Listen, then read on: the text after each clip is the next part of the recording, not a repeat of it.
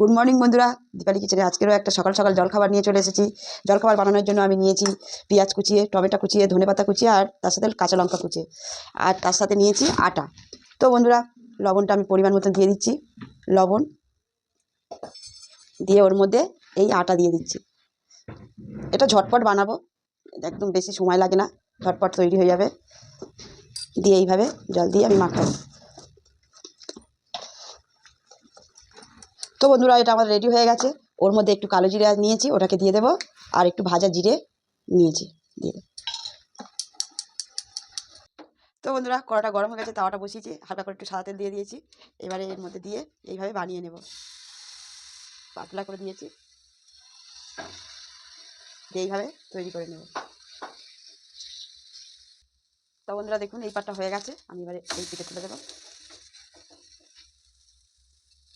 তো বন্ধুরা দেখুন, আমার একটা রেডি হয়ে গেছে জলখাবার, আমি এটা তুলে নেব। তো বন্ধুরা দেখুন, এইভাবে আর একটাও তৈরি করে নিচ্ছি। এই দিলাম।